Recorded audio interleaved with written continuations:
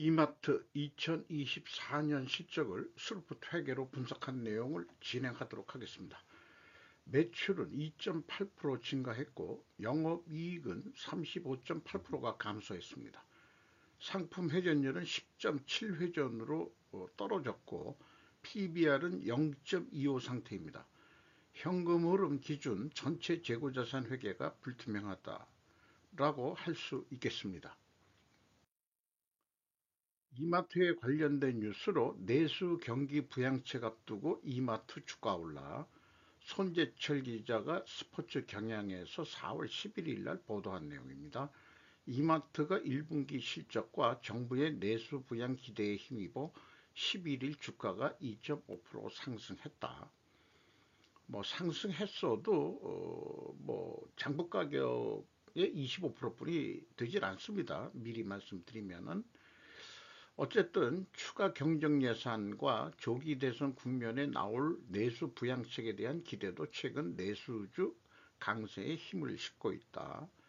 이와 함께 내수주로 분류되는 농심, 현대백화점, 롯데쇼핑 등도 선방했다. 이렇게 떠오고 1분기 영업 잠정 실적을 보니까 4조 매출액이 4조 2,589억 원인데 전년보다 10.7% 증가했어요. 그럼 올해는 좀 그 실적이 좋아지지 않겠냐 이렇게 보이는데 이게 홈플러스의 그 역량 같습니다. 이마트, 롯데 쇼핑, 홈플 사태 반사이익, 내수주 매력 부각, 왕진화 기자가 디지털 데일리에서 이것도 4월 11일 날 보도한 내용입니다. 두 기업이 롯데쇼핑하고 그 이마트가 홈플러스가 기업 회생 절차에 돌입하고 구조조정 가능성이 높아짐에 따라 이런 반사 이익을 지금 보고 있는 거로 보도를 하네요. 먼저 원가회계손익으로서 매출이 15조 5,696억 원을 달성해서 2.8% 증가했습니다. 그런데 재고자산이 9.5%더 높게 증가했습니다. 이 정도면 3.5배 이상이죠. 매출원가가 약간 낮게 증가해가지고 2.2%, 매출 총이익은 4.5% 증가했고 판매관리비가 6.4%더 높게 증가해서 영업이익은 1218억 원으로 전년보다 35.2%가 감소했습니다. 매출 증가율보다 재고 증가율이 더 높은 것은 유통업에서는 재고 관리에 실패하고 있다는 의미입니다.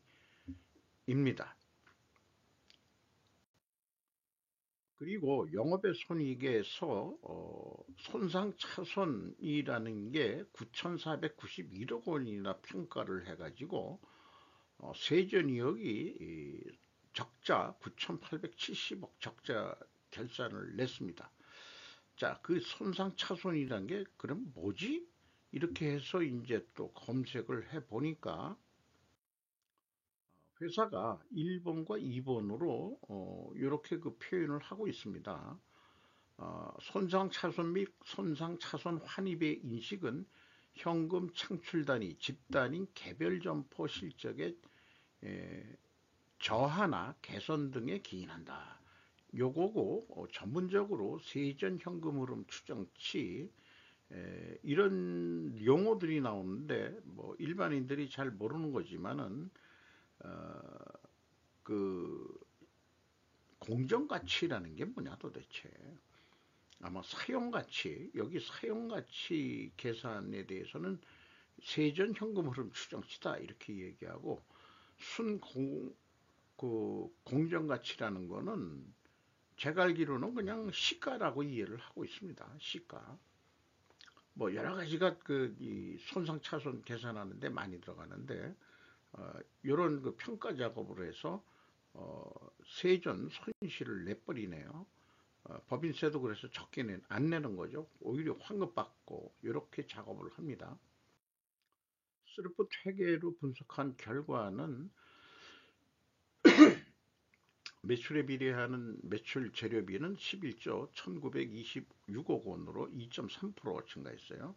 매출 증가율보다 0.6% 낮게 증가했기 때문에 여기서 상품 매입 가격을 인하해가지고 깎아서 구매를 했다라고 인식을 할 수 있겠습니다. 수르픈율이 0.4% 증가했습니다.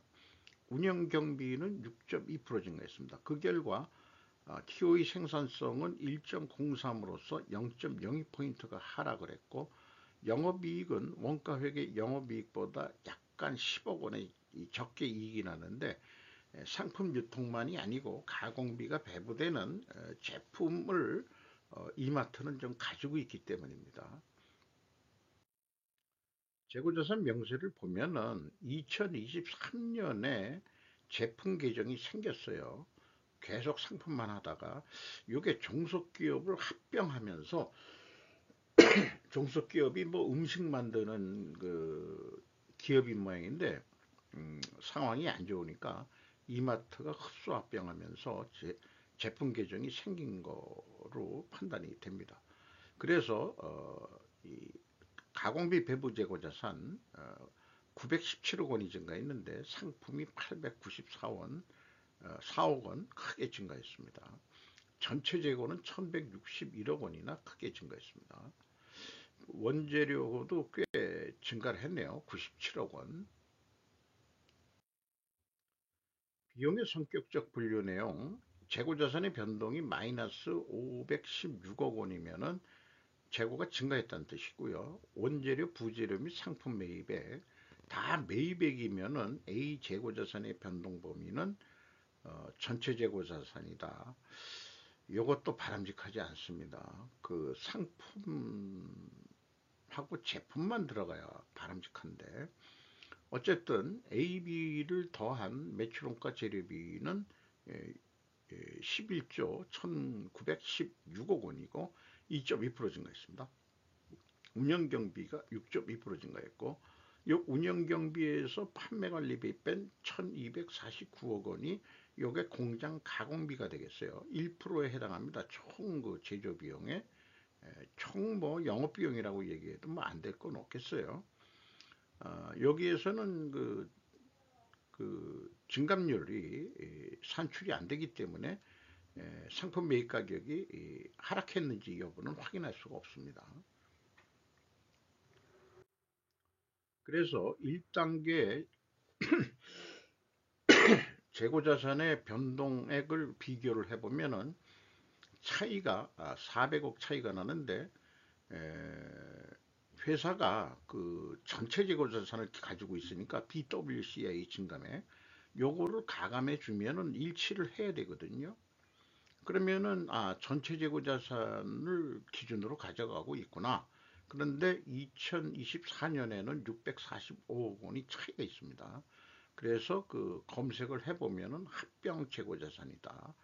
요게 이제 그 자회사, 음식 만드는 그 식품 만드는 회사의 재고인 것 같습니다. 따라서 PQ 총 제조 비용도 이 재고자산 변동 범위 차이만큼 차이가 있고요. 3단계 현금 흐름표 기준이 나름 중요한데, 현금식으로 읽어보면은 현금이 1839억 원이 나갔으면 그만큼 재고가 증가해야 되는데 1161억 원뿐이 증가를 안 했어요. 그러면 678억 원의 현금을 어디로 빼돌렸느냐라고 물어보면은 찾을 수 있는 건 좋다. 평가 손실 금액이 22억 있으니까 그래도 655억은 어디로 날라갔네. 요게 3년 연속 계속해서 돈이 날라갔어요. 이것은 어떤 특별한 원인이 있을 겁니다. 그것이 그 사업 보고서를 가지고는 알 수가 없기 때문에 이 부분이 좀 불투명하다고 할 수 있겠습니다. 특히 2023년에는 현금이 450억 나갔는데 재무 그 거꾸로 그러면 증가해야 되는데 거꾸로 줄었어요. 뭐 856억 원. 그래서 1306억 원의 현금이 어디 재고까지 해서 날라갔어요. 그러니까 종합적으로 1276억 원의 현금과 재고자산이 날라갔다. 이게 좀 이마트가 영 재고 관리에 그 불투명함을 좀 보여주고 있습니다. 이거 하나만 가지고도 분식회계 했다고 얘기를 해도 그만입니다. 이거를 밝혀라 라고 얘기를 해야 됩니다. 주주들의 그 소액 주주들의 그 아까운 돈들을 너희들이 어디에다가 빼돌리고 있느냐라고 한번 뭘 이해한 척하고서 또 좀 물어봐야 되지 않겠냐, 주주라면은. 운영경비로서 인건비가 1조 3,649억 원이 집행이 됐는데 14.5%가 증가했어요. 직원 수는 2023년께 뭐 영업보고서로 대체돼 가지고 파악할 수가 없습니다. 어쨌든 24,548명을 직원을 채용하고 있는 대유통기업이죠. 평균 연봉은 5,560만 원으로 산출되는데 2022년 5,200에 비해서는 그래도 좀 상승을 했습니다. 지급 수수료가 1.3%.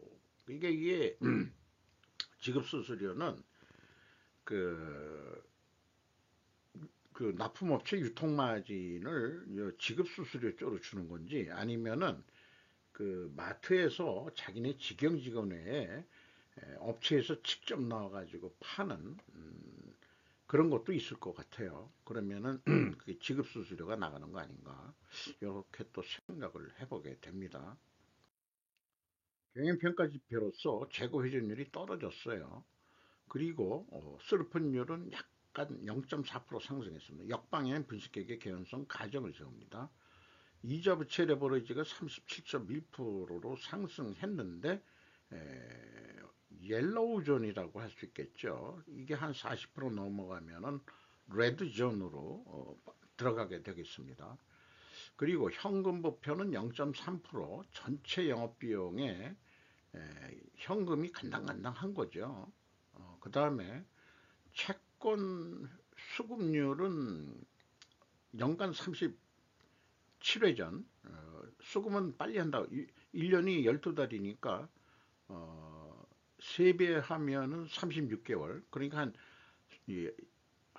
그러니까 10일 단위 정도로는 수금을 한다. 그런데 납품업체한테는 1년에 8번밖에 돈을 안 주고 있다. 12회전 중 한 달에 한 번 정도는 결제해 줘야 되는 거 아닙니까? 이런 거를 저는 상도덕상 문제가 있다. 납품업체들은 마진도 납품 가격을 깎임을 당하면서 돈도 늦게 받는다. 그러니까 중소기업이 죽는 거죠. 이런 게 개선이 되기 위해서는 재고 회전율을 올려서 어, 10회전 하는데 돈은 빨리 받잖아요. 더 빨리 받잖아요. 3배나. 회전율만큼만 수금을 혼대면은 제가 뭐 할 말은 없어요. 근데 그건 아니니까 납품협력업체한테 돈도 빨리빨리 줘야 된다. 이런 거는 그 편의점 업체 CU가 잘하는 거로 알고 있습니다. 그러니까 싸게 납품을 합니다. 납품업체들이. 그래서 네 번째에 해당해가지고 분식회계 개연성 가정을 세우는데 상품 매입 가격이 상승하고 판매 가격도 인상이 됐어야 됩니다. 수량에 의한 그 재고 회전율도 뭐 그 수많은 상품을 어떻게 하겠냐 하는 방법이 있다고 그래요. 그 실무적으로 딱 한 번 해본 적이 있는데 매가 환원법이라는 거로 뭐 하는 방법이 있는 거로 알고 있습니다. 자, 그래서 그 수만 가지 상품 매입 가격 알려줄 수도 없고 회사는 이런 걸 이용하죠. 원재료 및 생산 설비, 주요 제품 및 서비스. 우리는 그 제품 조금 있고요. 그 원재료는 없어요. 상품이기 때문에 원재료 가격은 그러니까 알려드릴 필요가 없지. 이렇게 이제 변명을 할 겁니다. 이게 그 선생이 그 바람풍 하더라도 제자가 바람풍이라고 얘기해야 맞는 거지. 이 금감원에서 제시한 것 모양인데 거기에 뭐 단서 조항이라도 달아야 될 거예요. 유통업은 상품을 공시해라. 상품 가격 추이를 이렇게 얘기를 해야 될 겁니다. 참 머리들이 안 좋은 친구들입니다. 이 공시 의무를 기준을 내는 사람들이 참 머리가 나쁜 것 같아요. 그래서 1단계 손익계산서에서는 상품 매입 가격 하락 1차 추론을 했죠. 어, 그리고 회전율이 하락했고 수익률은 상승해가지고 분식회계 개연성 가정을 세우는데 이걸 반증하려면 상품 매입 가격이 상승해야 된다. 손익계산서하고 무슨 추론이 나오죠. 판매 가격은 또 상승했고. 근데 검증할 방법이 없어요. 그래서 아까 현금 흐름표에서 2023년도는 뭐 천몇백억이나 차이가 나는데 그게 원인일 거라고 생각을 합니다. 이 추론이 모순이 나오고 하는 게 뭔가 재고 가지고 솔직히 장난질하고 있는 거 아닌가 하는 그런 의구심이 나는 거죠. 작년도 실적을 감안해서 2025년도 판매 계획을 세워보기로 했습니다. 운영 경비 6.2% 올랐을 때 5%까지만 좀 억제를 해보자. 그리고 영업이익이 35.8% 내려갔는데 전년도 실적에서 15%도 이익을 내보자. 그럼 얼마를 팔아야 되느냐? 16조 3,900억을 팔아야 된다. 그럼 아까 맨 처음에 얘기했죠. 1분기에 4조 얼마를 했다고 그랬죠. 그럼 44 곱하기 하면은 대충 제가 잘 잡은 겁니다. 그리고 그거의 기준에서 매출을 5.5%더 증가시키면은 유사하게 매출 재료비 기준으로 판매 예측 계획을 세울 수 있겠습니다. 다만 매출 재료 비율이 72%로 좀 올라가고 판매 가격 마진율은 0.1% 내리는 거로 일부 약간 디스카운트해서 파는 거를 정책적으로 좀 해서 매출 증가를 좀더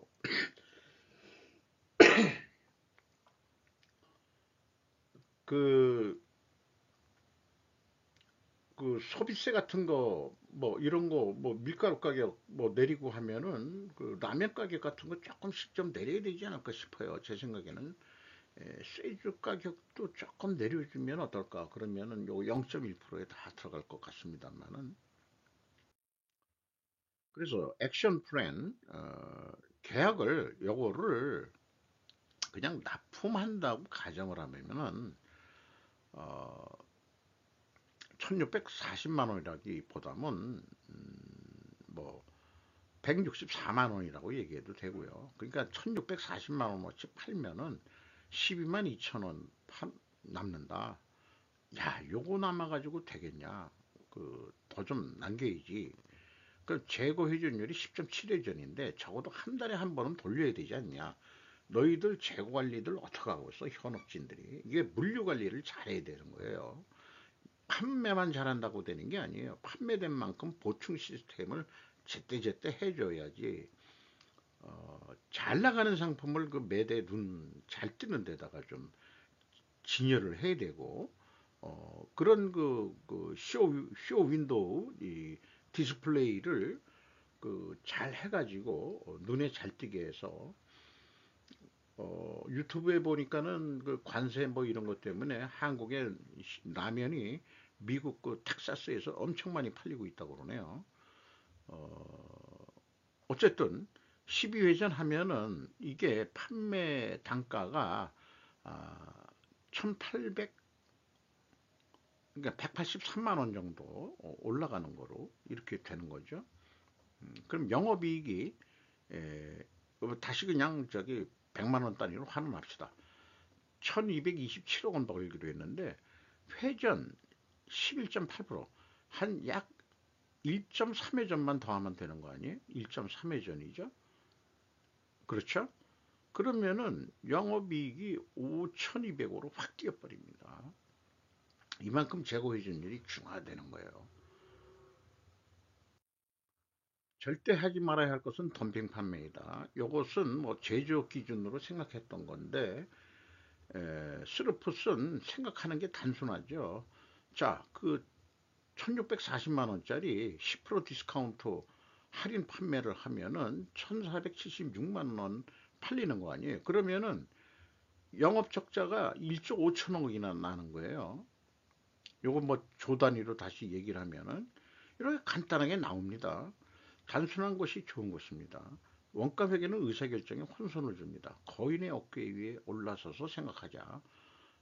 단순한 것은 아름답다. 심플파이, 스루프트에게는 단순한 세계를 지향합니다. 근데 덤핑 방향의 재고 감소 역량 따지려면 매출원 제조원가 따져야죠. 이 매출원가 여기 매출원가를 여기 그 산출해 냈습니다. 재고 역량에 따라서 당초 0. 아니 9.5%를 그 재고를 그